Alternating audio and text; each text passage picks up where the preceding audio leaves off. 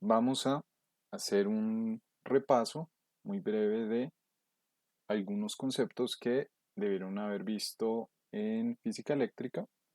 Algunas cositas de electromagnetismo son unas muy básicas, la- los usos que le vamos a dar a eso, pero los conceptos sí es importante tenerlos claros, ¿sí? Y por lo menos estar de acuerdo entre todos nosotros cómo le vamos a llamar a las cosas y de qué estamos hablando. Entonces, bueno, el primero es diferenciar entre estas tres cosas que tenemos acá, que a veces uno a todas esas tres cosas les dice campo magnético, pero son diferentes. Entonces, el H, em, digamos, la forma más precisa de llamarlo es intensidad de campo magnético. O a veces uno se puede comer el intensidad y si uno dice campo magnético, pues está hablando del H.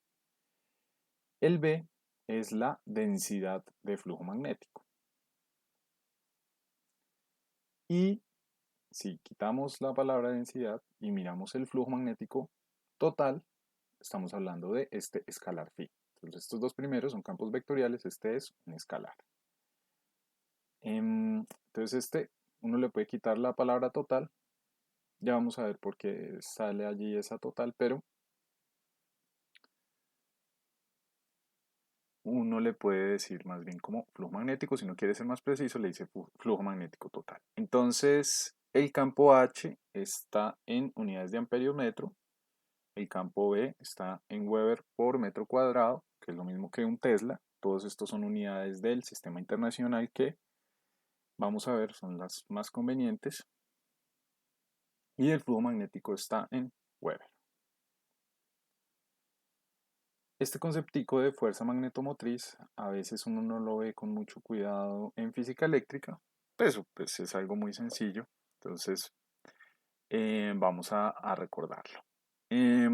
Empecemos acá por algo que sí tuvieron que haber visto y es una analogía de esa fuerza magnetomotriz, pero no hablando de campo magnético, sino de campo eléctrico. Entonces, para acordarnos, primero les voy a hablar de esa analogía con el campo eléctrico, ¿no? Si yo tengo un campo eléctrico, que digamos está aquí representado con estas flechitas rojas que van de izquierda a derecha, y me desplazo en una trayectoria que es completamente paralela a las líneas de campo, desde x1 hasta x2. Entonces, y bueno, y esos dos puntos están separados una distancia L, entonces voy a tener que el voltaje entre esos dos puntos, la diferencia de potencial es el campo por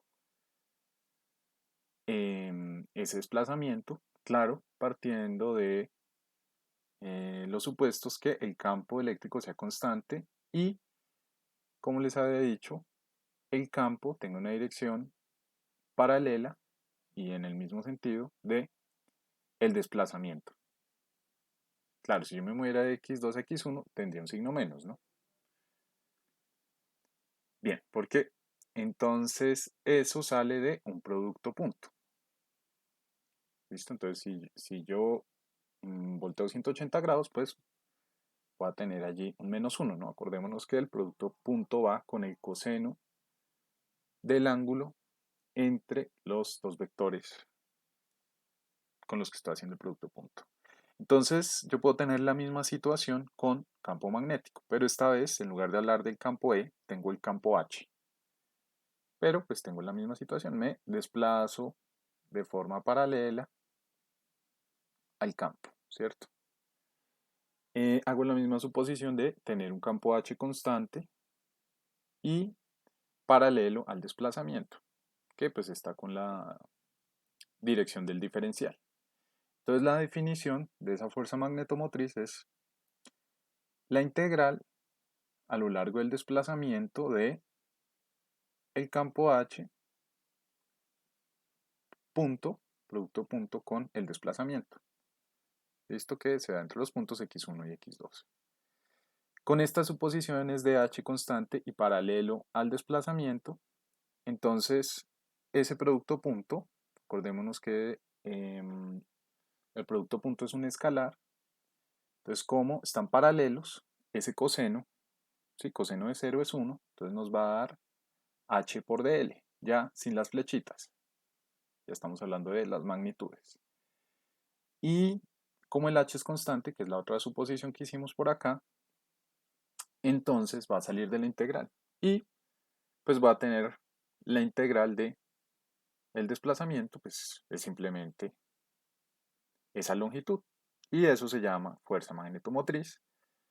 Em, de pronto es más fácil, yo a veces les doy mucho los términos en inglés, no es por maltratar el español, sino porque pues en el lenguaje técnico se va a veces más a la fija, ay Dios mío, a veces va más a la fija, uno con los términos en inglés. A veces son un poquito más precisos. Y bueno, en inglés se consiguen muchos libros, bueno, etc. Entonces, fuerza magnetomotriz es campo H por L. Ya no es producto punto, como era acá, que es una bolita con un hueco, sino es simplemente el producto. Esto es un escalar, como es el voltaje. Hablemos ahora de el flujo y la densidad de flujo. Entonces, tenemos un campo B, que está aquí representado con estas rayas verdes. Uno podría decir de alguna forma, pues esas líneas son una representación simplemente, pero pues le ayuda a uno a entender. Entonces, intuitivamente uno puede decir que el B es más alto cuando hay más rayas, hay mayor densidad de flujo cuando hay más rayas del campo, por decirlo así, es más denso. Em, y hablamos del flujo, ¿cierto? Ya hablamos del phi en relación a una superficie que es atravesada por el campo B. ¿Listo? Entonces en este caso tenemos una superficie llamada S mayúscula que tiene un área a sub C. Ese es su índice C, ya más adelantico vemos de dónde sale. Y tenemos nuestro vectorcito correspondiente a la superficie. Acordémonos que se toma un vector normal a la superficie, ¿cierto? Que es nuestro diferencialito. Bien. Y la definición es simplemente esta. Producto punto entre ellos dos a lo largo de la superficie. Bueno, no a lo largo, sino sobre la superficie. Estamos hablando de un área. Entonces vamos a mirar el caso fácil, es lo que vamos a usar acá, en el que, como en el caso anterior que estábamos hablando de fuerza magnetomotriz, que hablamos del campo H, entonces vamos a hacer las mismas suposiciones de la magnitud de B va a ser constante, bueno, su dirección también, y están paralelos la dirección de B y el vectorcito del diferencial de área. Lo mismo, entonces hacemos el mismo proceso matemático de desarrollar este producto punto, ¿cierto? Entonces las magnitudes por el coseno, como el ángulo entre esos dos vectores es 0 al estar paralelos, entonces el coseno de 0 da 1, el b sale de la integral, nos quedaría la integral del de área, ¿cierto? El b sale de la integral, nos queda integral sobre la superficie del diferencial del área, pues es simplemente el área total. Y nos queda esto de acá, muy sencillito. Entonces flujo B por área. Fácil. También esto tiene una analogía con el campo eléctrico, que esto sí, bueno, el que acabamos de ver, sí se ve normalmente. Pero este del campo eléctrico yo creo que se ve más obligatoriamente. Bueno, estoy hablando de cuando me tocó a mí verlo, no sé ahora si ven las cosas diferentes,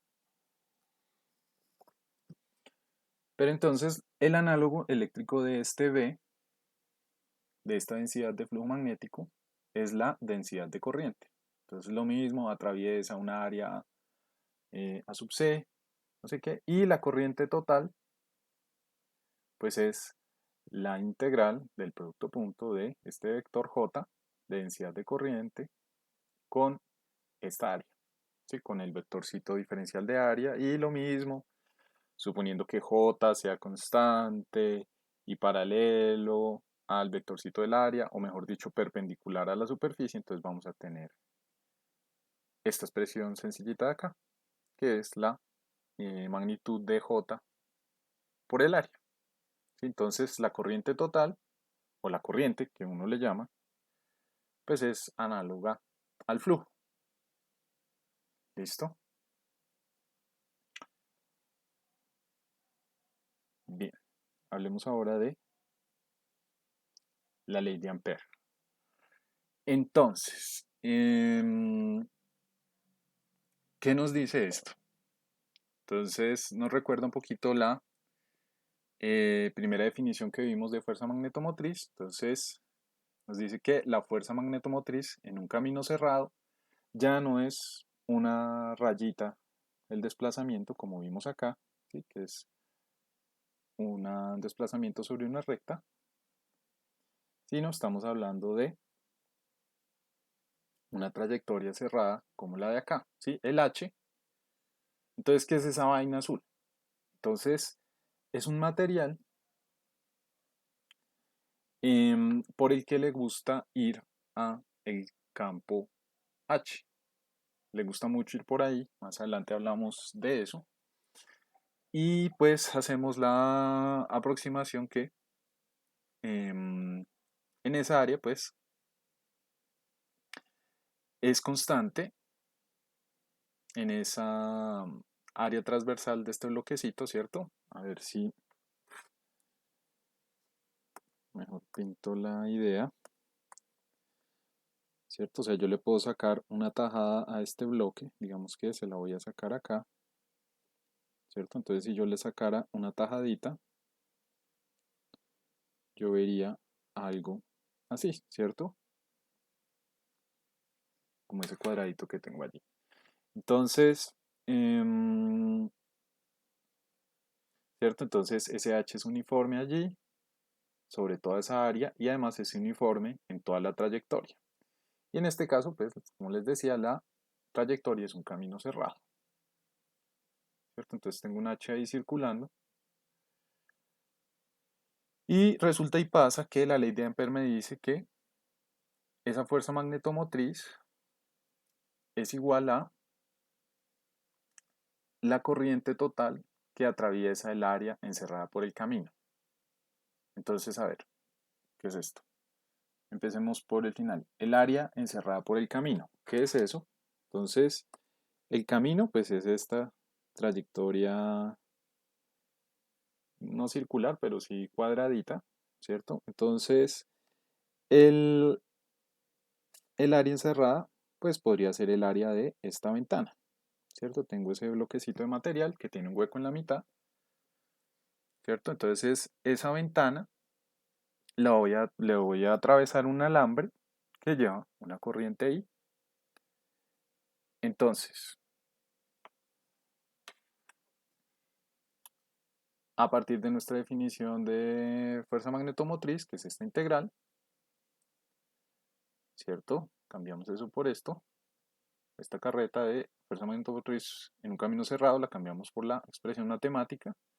La corriente total, pues es la corriente.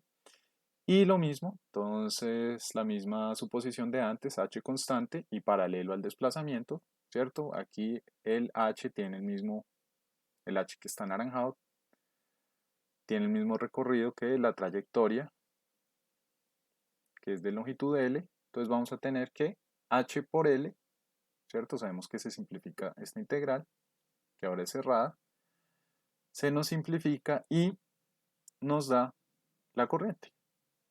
Fácil, esto. Em, un detallito y es que la dirección de em, la corriente y el campo H se relacionan con la regla de la mano derecha. Entonces, si yo pongo el dedo gordo en la dirección de H, por ejemplo, tomemos lo que pasa aquí al lado derecho de al lado izquierdo, perdón, de esta dona cuadrada de material por donde le gusta ir al campo H. Tomemos este lado izquierdo. Entonces, con la mano derecha, el, el dedo gordo iría hacia arriba, ¿cierto? Siguiendo la dirección del campo H. Y los dedos, pues, giran en la dirección en la que está la corriente. O yo también puedo hacerlo al revés, ¿cierto? Si yo pongo el dedo gordo de acuerdo a la dirección de la corriente por delante del bloque, entonces yo pondría el dedo gordo de izquierda a derecha y los otros dedos me indicarían hacia dónde va el H, que en este caso va subiendo, ¿no? Tengamos en cuenta la dirección de esa flecha. Venga, hago más flechas para de pronto que se note más, ¿cierto? Aquí va subiendo el campo H. Listo. Continuemos. Entonces, ¿qué pasa si yo no tengo un solo alambre, sino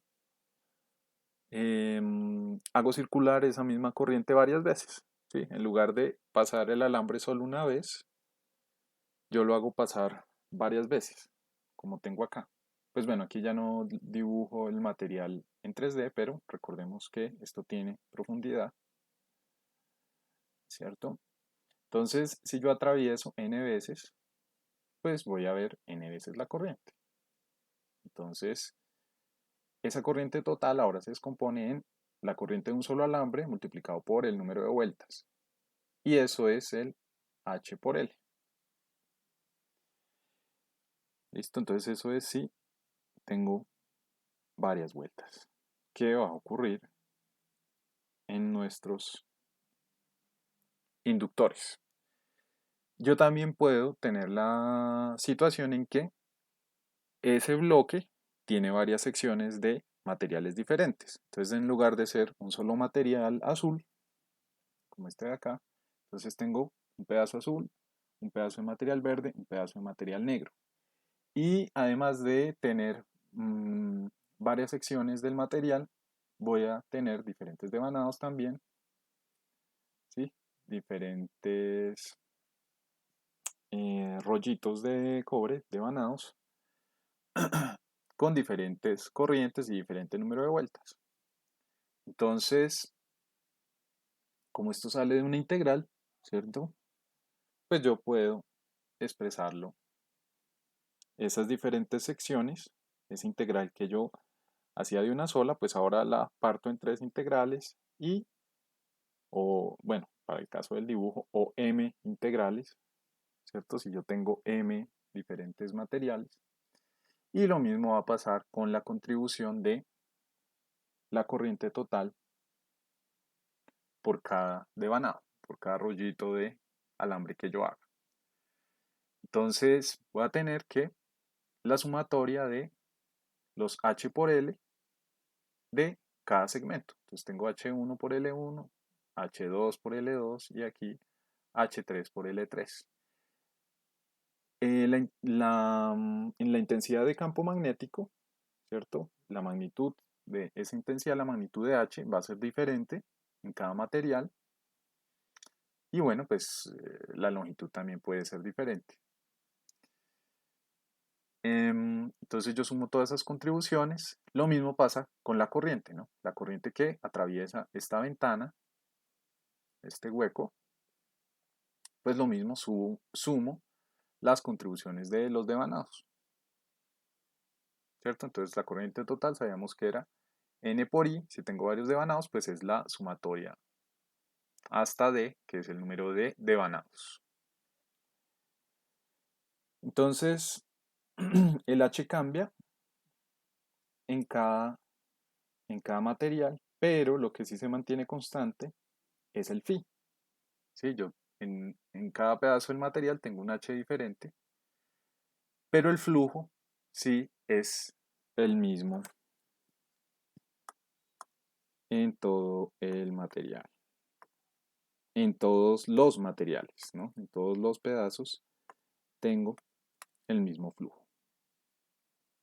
Este no es un vector, pero pues si es un escalar y puede tener signo, ¿no? Entonces dejémoslo aquí con esa flechita. ¿Qué característica tiene ese phi? Entonces,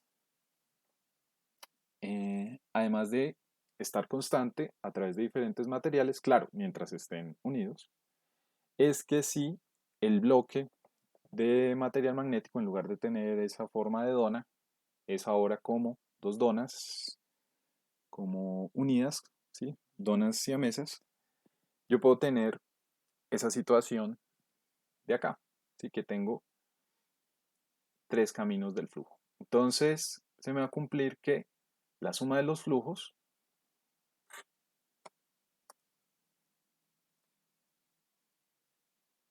¿cierto? En, en una superficie que los encierre va a ser cero. Entonces es análogo a la ley de Kirchhoff de corrientes. Es lo mismo. Bien. Sí. Entonces hablemos ahora de, hemos hablado de ese bloque, pero entonces hablemos un poquito de, ya de algunas características de ese bloque, de qué está hecho. Entonces, hablemos de materiales magnéticos. La característica que más nos va a interesar para nuestro diseño de inductores es la permeabilidad magnética, que ustedes de pronto recuerdan de su física, pues es este μ. Y en el bloque de material, dentro del material, se nos cumple esta relación, que la magnitud de B es igual a la permeabilidad por la magnitud de H.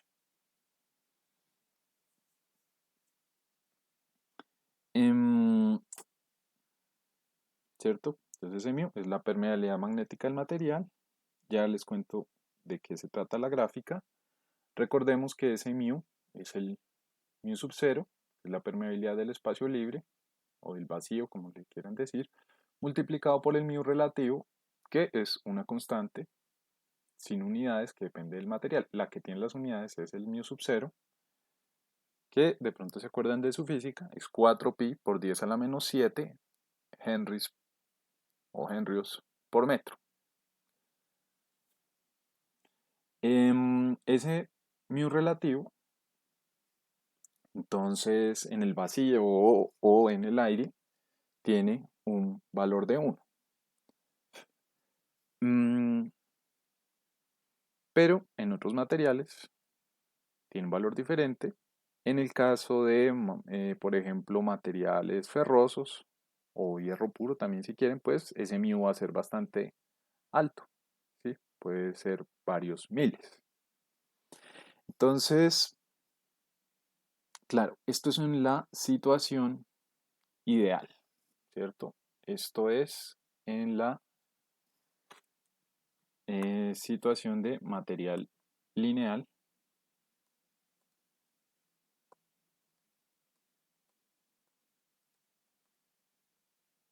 Material lineal, que pues es algo ideal. Afortunadamente las cosas no son ideales porque si no los ingenieros no tendríamos trabajo, ¿cierto? Gracias a las complicaciones que eso presenta, es que tenemos trabajo. Entonces, ¿qué son las complicaciones que esto tiene? Entonces, bueno, en la situación ideal, ¿cierto?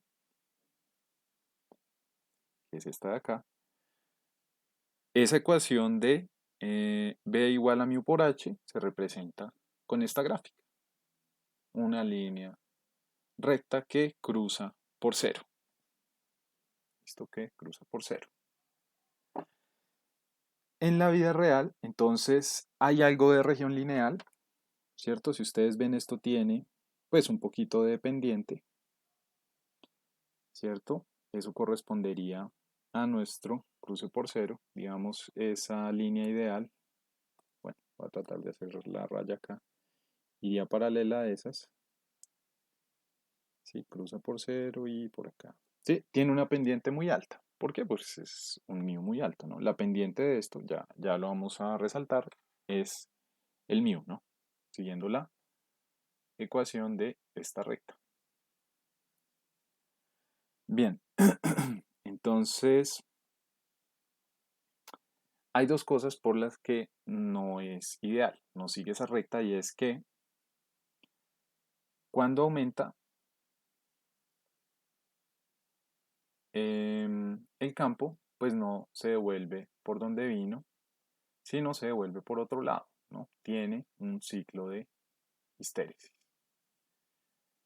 ¿Sí? Idealmente estas dos rayas, este espacio entre ellas dos sería cero y tendríamos estas dos rayitas que están casi verticales, no están verticales, tienen algo de pendiente, un poquito de un poquito de inclinación, se alcanza a ver acá.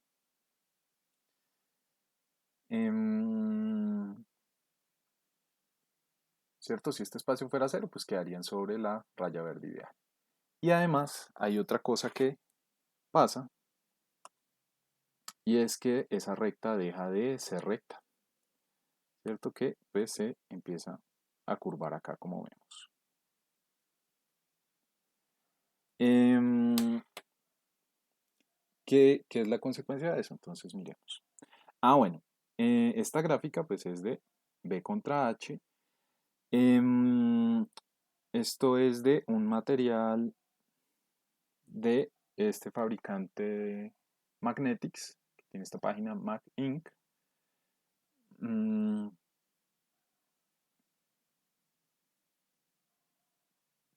Este se llama ortonol, se llama ese material, ¿cierto? El que está allí con la línea roja. Hay otro tipo de material que tiene allí el nombre de aleación 48.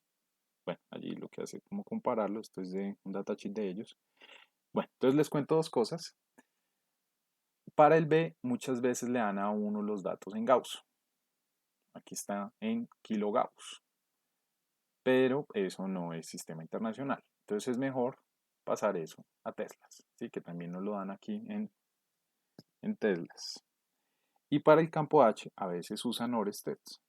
Por lo mismo no es sistema internacional y pues es mejor usar la escala en amperios metros, hacer esa conversión. Para uno pues es mejor usar sistema internacional. No es que esté mal usar Gauss y Orested, sino que eh, cuando uno no está acostumbrado pues a usar esas otras unidades, entonces puede tener problemitas. Entonces mejor sistema internacional, Teslas y amperiómetro. Entonces esa inclinación que les decía, esa que pinté en morado, cuando ya la recta ya es recta y se curva, entonces eso se llama la saturación del material. Claro, aquí está exagerado un poco esa curvatura. Este es de otro material, no es del mismo de arriba. Este es uno que se llama material R, del mismo fabricante. ¿Cierto? Entonces, ¿qué son esas rayas ahí? Eso no se parece mucho a esto, ¿no? Entonces es por efecto de la histéresis, acordémonos, pintémoslo acá, y de la saturación, ¿no? Entonces esto puede ser algo así, como para parecerse a nuestra gráfica, ¿sí? Entonces, esa raya verde es esa recta verde es la situación ideal, pero pues tenemos más bien en la vida real la situación anaranjada. En este caso, otro aspecto allí interesante es que eso cambia con la temperatura, ¿sí? Entonces la línea que está un poquito más clarita es esta de 25 grados centígrados y la más oscura es a 100 grados centígrados. ¿Por qué se ve aquí esta discontinuidad? Entonces hacen un cambio de escala, ¿sí? Aquí está cada 25, aquí está cada 100, simplemente para mostrar esa parte más larga y que la gráfica no se les agrande, entonces ese cambio de escala, ¿cierto? Las rayitas aquí están más pegadas.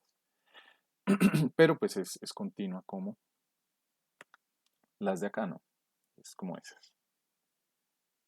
O como la anaranjada. Hagan de cuenta que quedó bien dibujada. Listo.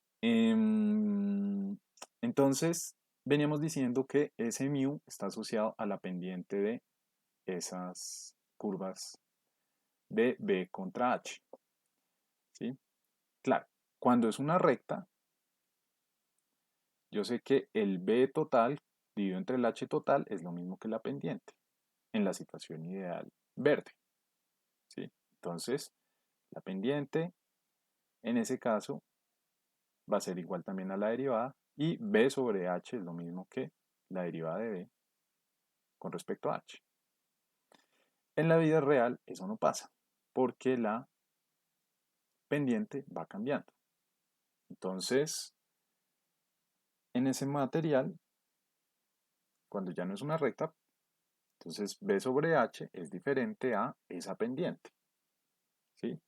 La pendiente en este punto M1 y la pendiente en este punto M2 pues son bien diferentes, ¿no? Aquí ya la curva está mucho más acostada. Entonces, ¿qué nos está diciendo eso? Que el mu relativo varía. ¿De qué depende?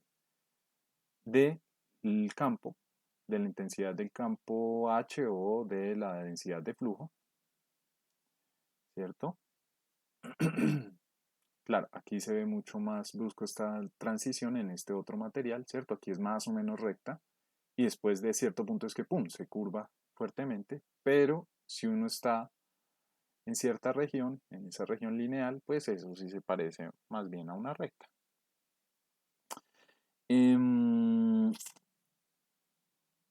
¿Sí? Entonces la pendiente, vemos, se va acostando, es decir, se va reduciendo la permeabilidad. ¿Listo? Entonces para valores grandes de VIH se reduce el mu y eso se llama saturación. Si a uno se le satura, el material con el que está construyendo la inductancia pues va a tener graves problemas. Luego vemos la explicación de eso. Entonces, para evitarlo, pues uno tiene que definir un B máximo, decir, bueno, yo voy a diseñar esto para que no se me pase de ese valor de B. ¿Listo? De forma que mi aproximación de que el material es lineal, pues va a ser más o menos acertada. ¿Sí? Que pues es lo que yo podría hacer, si por ejemplo, si yo tomo un B por los lados de 8 Tesla, perdón, 0.8 Tesla, pues esta cosa es más o menos lineal. ¿Listo?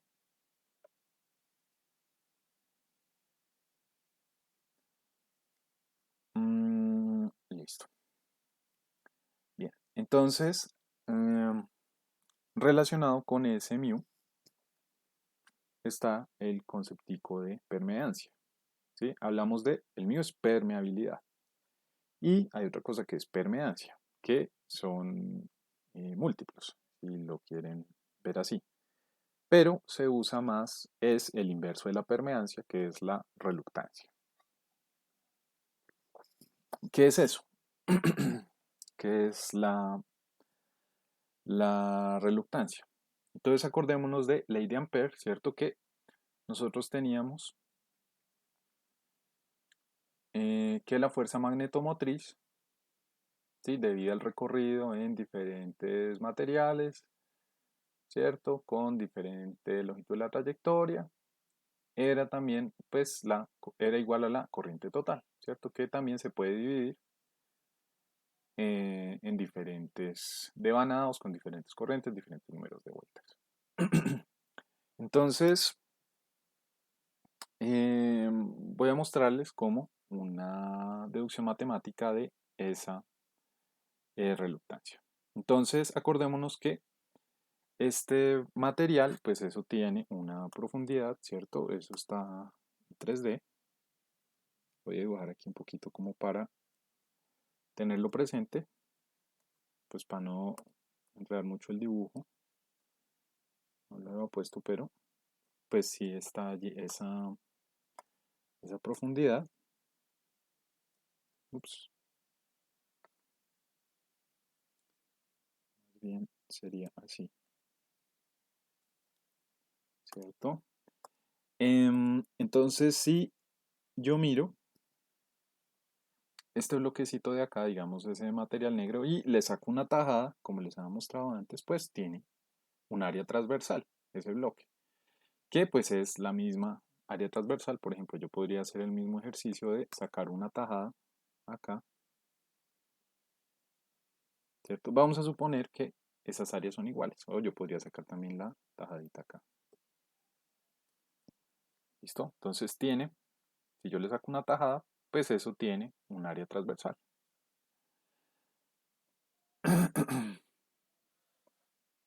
¿Listo? Entonces voy a arrancar. Uy, esto sí que se demora en actualizar.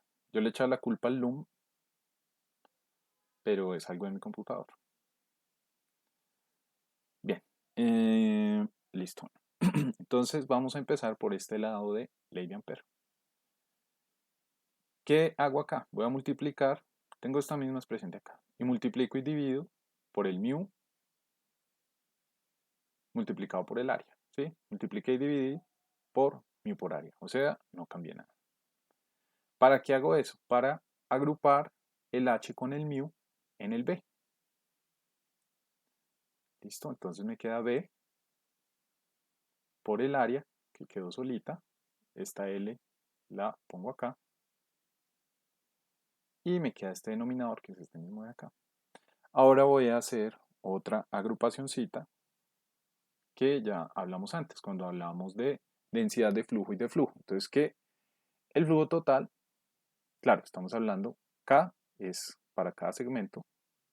El flujo total es la densidad de flujo por el área.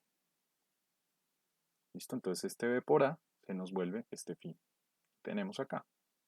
Y nos acompaña este mismo factor. Y vamos a ver que ese factor tiene algo particular. Bueno, pero no nos adelantemos. Entonces yo tengo el phi,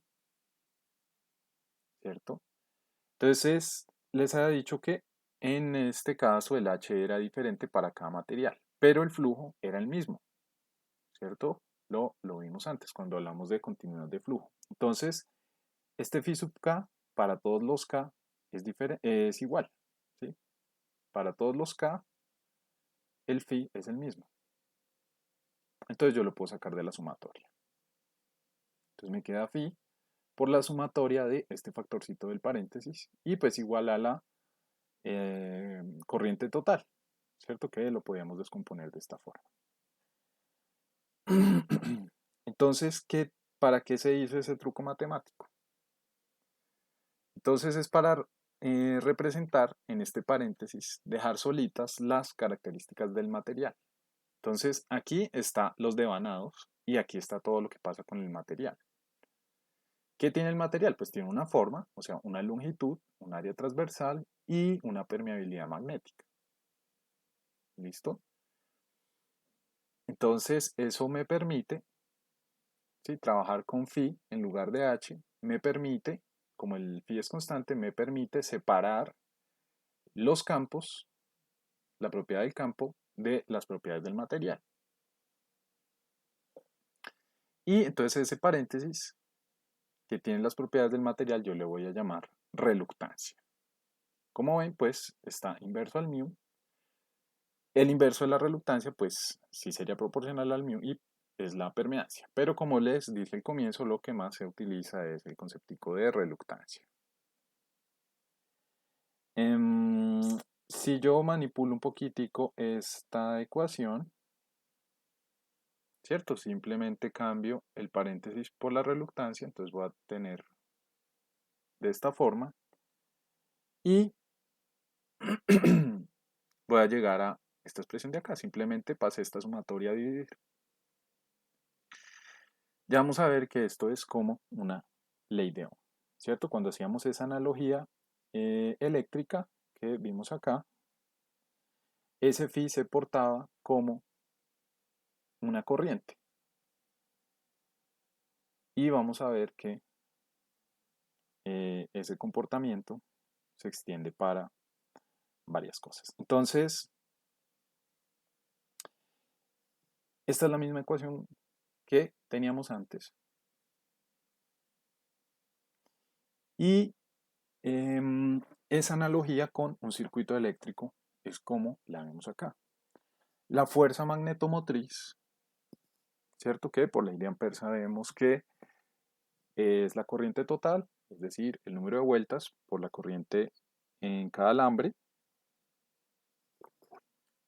es como el voltaje, el flujo es como la corriente, como les acabé de contar, y la reluctancia, pues a la resistencia, ¿no? Esa está la misma letra. Claro, la de la reluctancia, pues es un poquito cursiva, como para diferenciarla. Y la permeabilidad está asociada eléctricamente al inverso de la resistividad, ¿sí? Que puede ser, pues, conductividad, ¿cierto?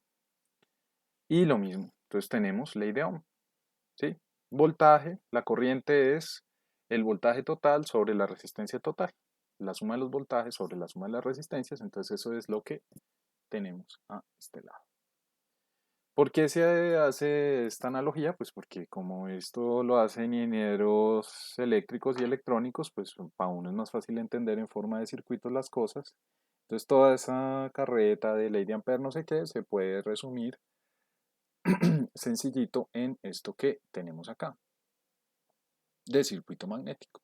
Entonces, haciendo la analogía de B igual a I por R, entonces nuestro fuerza magnetomotriz es como el voltaje, la reluctancia es como la resistencia y el flujo es como la corriente. Y se porta igual que un circuito resistivo. ¿Sí? Se pueden sumar las fuentes de voltaje, ¿cierto? Si yo tuviera, por ejemplo, bueno, pintémoslo aquí al lado para no enmarañar ese otro dibujo. Yo puedo tener varios devanados, puedo tener aquí un devanado con una corriente I1 y n vueltas.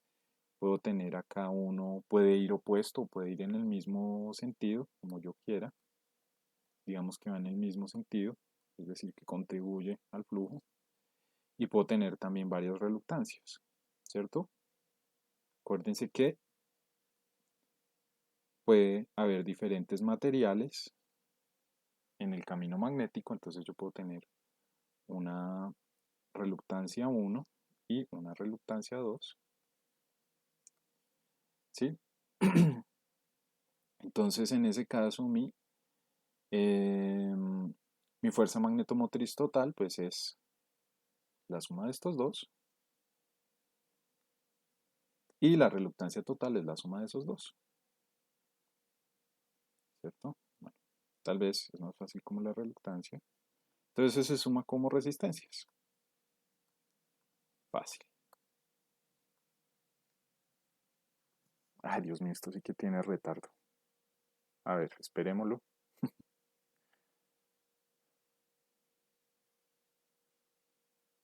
Creo que voy a hacer una segunda parte del video para contarles más cosas. Bueno, y lo mismo, entonces, mi flujo, pues es voltaje sobre resistencia, como la corriente. Entonces es la suma de las dos fuentes de voltaje, es decir, de las dos FEM no, sí, fuerza de las FFM. La FEM la vemos después cuando hablemos de transformadores. Y cuando hagamos eso, entonces también vamos a hablar de ley de Faraday y ley de Lenz, pero pues cuando veamos los transformadores. Listo. Cuando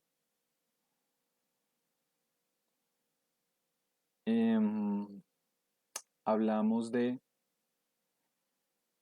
los convertidores de el flujo, el balance de carga en el condensador y el balance de flujo en la inductancia, entonces yo les había hablado de el flujo encadenado. Y les había dicho en ese momento que después veíamos, entonces pues ahora lo vamos a ver. ¿Qué es el flujo encadenado? Pues lo que dice ahí. Entonces si yo tengo un devanado con n vueltas, el flujo encadenado es el flujo que ve ese devanado. Como ese devanado tiene hartas vueltas, pues ve el mismo flujo varias veces. Entonces es el número de vueltas por el flujo. ¿Ya? Ese es el lambda, flujo encadenado.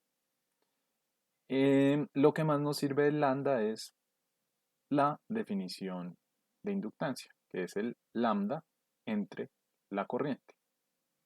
¿Listo? Entonces otra vez, pues vamos a hacer la suposición, o más bien la aproximación, que, bueno, ambas cosas. Vamos a suponer que el material es lineal. Vamos a aproximar que es lineal en nuestros cálculos, ya sabemos que no, que nuestra aproximación es válida mientras B sea bajito, ¿cierto? Y esta es nuestra definición de inductancia.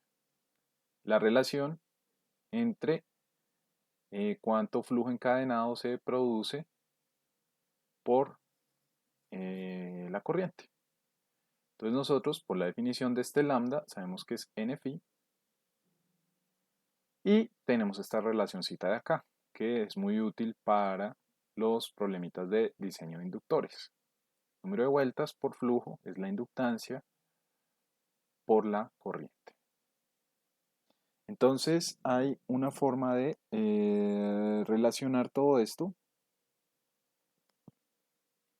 ¿Listo?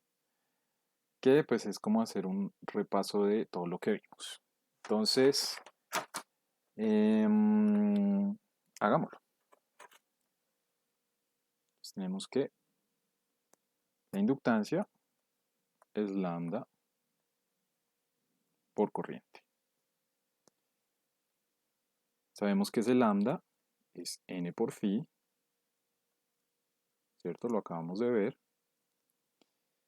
Y nosotros también sabemos que ese flujo total, si se acuerdan, lo que vimos al comienzo, es el B por el área. ¿De dónde sale la C? Se me ha olvidado contarles eso. Pues de core.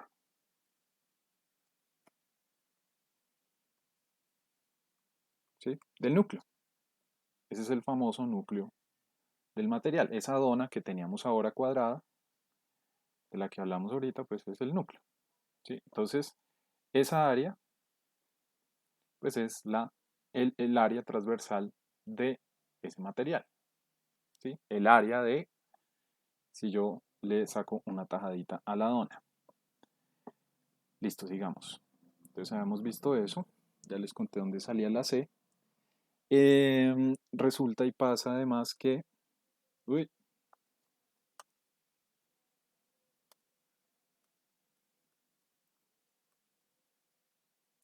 que SB, acordémonos, es mu por H. ¿Listo?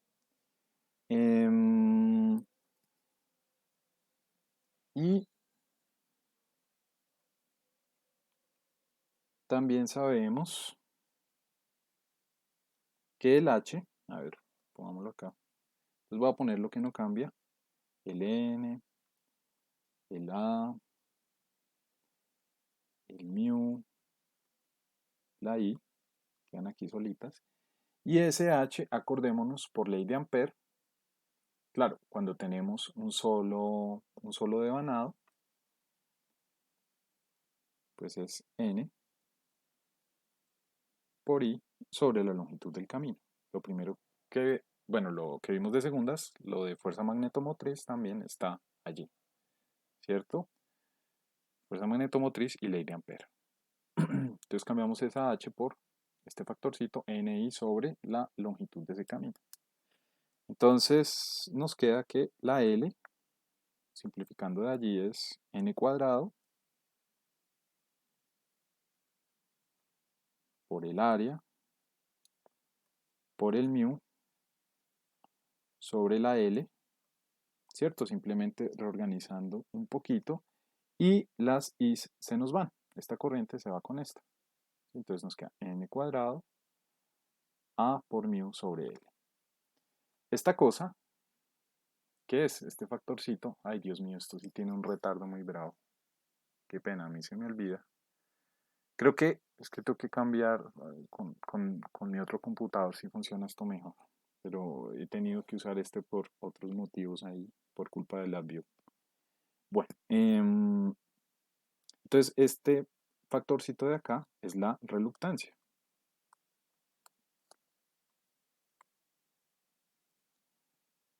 ¿Listo? Y pues esta relacioncita acá, que perdón, es el inverso de la reluctancia. Es el inverso de la reluctancia. Entonces esta relacioncita la vamos a usar mucho. ¿Sí? L igual a n cuadrado por la reluctancia. ¿Por qué? Entonces, normalmente uno, en el objetivo de diseño, le dice necesito tanta inductancia. Entonces uno tiene que calcular cuántas vueltas de cobre va a dar y qué núcleo va a usar. Y acordémonos que esas propiedades del núcleo están contenidas dentro de la reluctancia, ¿sí? Porque tiene qué tan grueso debe ser el material, qué tan largo y qué permeabilidad debe tener. ¿Listo? Entonces, bueno, todo esto lo tomé parte del libro de Erickson, ¿cierto? En capítulo 13 y 14 está la parte de diseño magnético. Esta parte está en el capítulo 13 y también de algunos libros de Ennett Mohan también hacen esta parte de circuito magnético. Entonces, Mohan tiene un diagramita muy bonito que les voy a hacer yo acá para resumir toda esta cosa. Entonces, yo parto de la corriente, acordémonos, estamos hablando de la relación entre la corriente y lambda. Parto de la corriente, ¿cierto? Si yo esa corriente la multiplico por n sobre la longitud del camino magnético, voy a obtener el h. Si ese h yo lo multiplico por mu, voy a obtener la densidad de flujo. Si yo multiplico eso por el área, voy a tener el flujo total. Si yo multiplico ese flujo por mi número de vueltas, acordémonos, lo que acabamos de ver, la definición de el lambda. ¿Listo? O yo puedo, en lugar de hacer todas esas multiplicaciones, yo puedo simplemente pasar y multiplicar la corriente por la inductancia. Y eso me va a dar el lambda, ¿cierto? Que fue, Dios mío, lo que vimos acá en la definición de inductancia. Que pues acordémonos, vuelvo y lo escribo, está arriba, pero como lo vamos a usar harto, entonces la voy a volver a escribir. N cuadrado, L es N cuadrado sobre reluctancia. Ay, se me olvida ese bendito retardo. Listo. Exacto, una hora. Y entonces vamos luego en clase a hacer unos diseñitos con esto. Cogemos unas hojas de material magnético y de núcleos, ¿cierto? Uno tiene que seleccionar el material y aparte pues la forma que va a tener ese material. Entonces hacemos ese ejercicio y diseñamos unos inductores. Primero el caso fácil, pues un solo material, luego añadimos otro material, que eso tiene algunas ventajas, ¿cierto? Por eso fue que vimos esta situación de acá, ¿cierto? Que se representa también de esta misma forma, ¿cierto? Que yo puedo tener varios segmentos con diferentes materiales. Listo. Entonces yo les voy a subir esto también al OneNote para que lo tengan allí.